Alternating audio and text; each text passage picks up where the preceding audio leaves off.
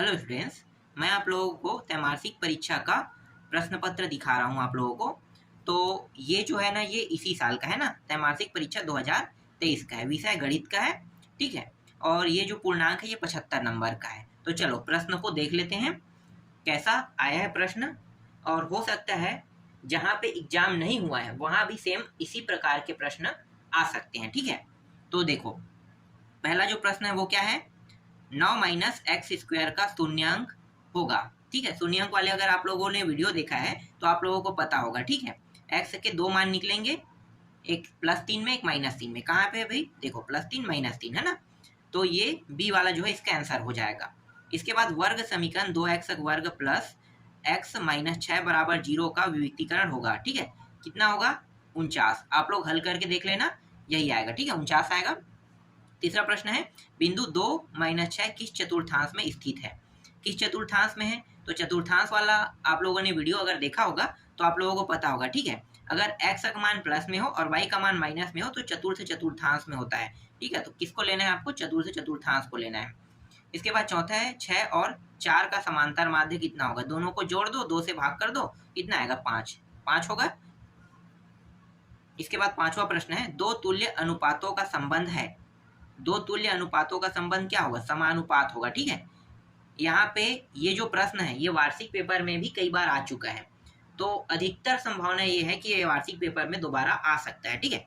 इसलिए आपको ये चीज ध्यान से देखना चाहिए और ध्यान से इसे समझना भी चाहिए। ठीक है। अगर दो तुल्य अनुपातों का संबंध कहेगा तो आप लोग समानुपात लेना, ये मत लेना। कहीं भी अगर ये 4 ऑप्शन हो तो आपको डायरेक्ट समानुपात ही लेना है। ठीक है। इन तीनों ऑप्शन का कोई वैल्यू नहीं होगा। इससे अगर वार्षिक पेपर में प्रश्न आएगा तो आप लोगों को सिर्फ समानुपात ही लेना है। ठीक है। क्योंकि आपके बुक में समानुपात तक के ही प्रश्न दिए हुए हैं, प्रतिलोम वाला, वर्गानुपात वाला वो चीज नहीं होगा। ठीक है, लेकिन वो नहीं आएगा, समानुपात ही आएगा।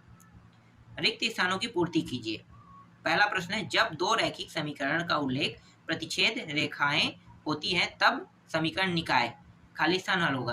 भाई दो रेखाएं अगर प्रतिच्छेद करती है तो सिंपल सी बात है ना, क्या होगा, प्रतिच्छेद रेखाएं अगर दो रेखाएं आपस में एक दूसरे को क्रॉस करती है तो अद्वितीय हल होता है ना। तो इसका उत्तर जो है वो अद्वितीय हल होगा। यदि x² बराबर 9 हो तो x का मान खाली स्थान होगा। क्या होगा भाई, x का मान 3 होगा। ठीक है। आप इसको x से वर्ग हटाओगे तो √3 के ऊपर लग जाएगा और 9 के ऊपर लग जाएगा। 9 जो है वो 3 का वर्ग होता है ना, तो 3 यहाँ पे उत्तर आ जाएगा। मूल बिंदु के निर्देशांक, ये प्रश्न भी वार्षिक पेपर में कई बार पूछा जा चुका है। ठीक है। तो यहाँ पे मूल बिंदु के निर्देशांक कितना होता है, ग्राफ रेखा में एक्स वाई होते हैं। स्टार्टिंग कहाँ से शुरू होता है, 0 से ना। तो x का मान 0, y का मान 0, मतलब 0 0 इसका उत्तर होगा। ठीक है। ये कई बार आने वाला प्रश्न है, ऐसा नहीं है कि ये सिर्फ एक बार आया हो, कई बार आ चुका है वार्षिक पेपर में, कई बार।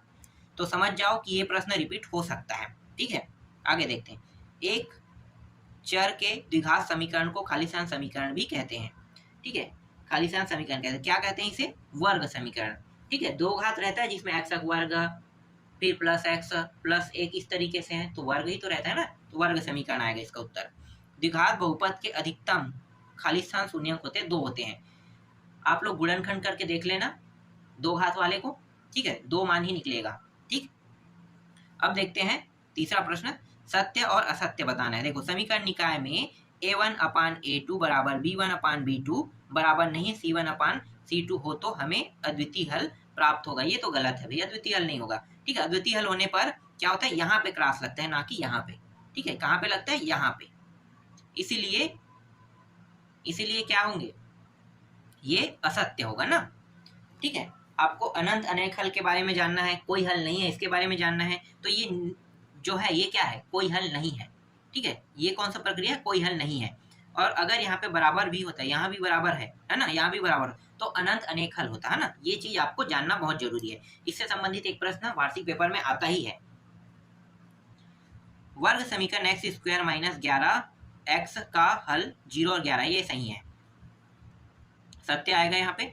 x अक्ष और y अक्ष दोनों के समतल पर परस्पर लंबवत होते हैं, ये भी सत्य है। ठीक है। दोनों के लंबवत होते हैं इस तरीके से ग्राफ में है ना। इसके बाद देखो द क्या दिया है, a/b = c/d में b व c को चरम पद कहते हैं। ठीक है, बी और सी को चरम पद कहते हैं, ये गलत है भाई। ए बी सी डी सभी चरम पद है, मुख्य पद तो वही है ना, सभी है, सभी के हम मान निकालते हैं, तो हम विशेष तौर पे बी सी को क्यों ले, तो ये गलत है, इसलिए इसे असत्य में लेना है। द्विघात समीकरण को हल करने वाले प्रथम गणितज्ञ रेने दकार्ते थे, ये भी असत्य है। ठीक है, चलो अब देखो यहाँ पे दूसरा प्रश्न, मैं यहाँ पे सिर्फ आपको प्रश्न दिखा रहा हूँ, बाकी अब आपको क्या करना है, कुछ सॉल्यूशन करके देखना है। ठीक है, प्रैक्टिस करते रहना ज़्यादा अच्छा रहेगा, आप लोगों को ये चीज़ पता चल जाएगा कि पेपर जो है वो कैसे आता है। ठीक है, फिलहाल मैं वार्षिक पेपर का प्रश्न बताता हूँ, और जब भी मैं प्रश्न बताता हूँ तो वहाँ से 80 से अधिक 80% से ज़्यादा प्रतिशत लाने के संभावना वाले पूरे प्रश्न बता देता हूँ, जितने भी महत्वपूर्ण प्रश्न है। ठीक है, दिसंबर जनवरी के आसपास मैं आप लोगों को दे दूंगा, बस उस समय वीडियो देखना, आप लोग तैयारी कर लेना, जो जो प्रश्न इंपॉर्टेंट रहेगा, और बस उसको ही पढ़ के आपको जाना है, तो 80% से आप ज़्यादा लेके आओगे वार्षिक में। ठीक है, 80 से कम नहीं लाओगे, 80 से ज़्यादा ही लाओगे जब पूरे प्रश्नों को याद कर लोगे। तो अभी जो है त्रैमासिक पेपर है, त्रैमासिक पेपर इतना महत्वपूर्ण नहीं होता है, वार्षिक भी नहीं होता, लेकिन वार्षिक बहुत महत्वपूर्ण होता है। वार्षिक में आने वाले प्रश्न मेरे पास है, कौन कौन सा प्रश्न आता है, कैसा आता है, बस आप उसको रट लेना। ठीक है, चलो तीसरा देखते हैं, ये दूसरा प्रश्न है। तीसरा में क्या बताया, चतुर्थानुपाती बताना है। ठीक है, ये तो आपको पता हो कैसे निकालते हैं, देख लेना। ठीक है, सरल रेखा 5x वाला, ये प्रवर्ता और अंताखंड निकाला, ये भी सरल प्रश्न है। और यहाँ पे भाजक दिया है ना, शेषफल 4 हो तो भाज्य ज्ञात कीजिए कह रहा है, सरल सरल प्रश्न है पूरा। वर्ग समीकरण वाला है, विभेदक ज्ञात करना है इसमें, तो इन दोनों को क्या करना है, समांतर माध्य निकालना है। आपको पता है समांतर माध्य कैसे निकालते हैं, P का मान ये है, Q का मान ये है, तो पी क्यू की दूरी बताइए कह रहे हैं ना, P इंटू क्यू को क्या कर देना है, सूत्र याद है तो बन जाएगा। ठीक है, इन दोनों को गुणा करना है, तो आपको सूत्र बस याद रहना चाहिए।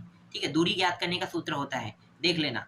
ठीक है, बहुत इंपॉर्टेंट प्रश्न है ये सब वार्षिक पेपर के लिए, ये प्रश्न भी वार्षिक पेपर में आया है, कई बार आ चुका है।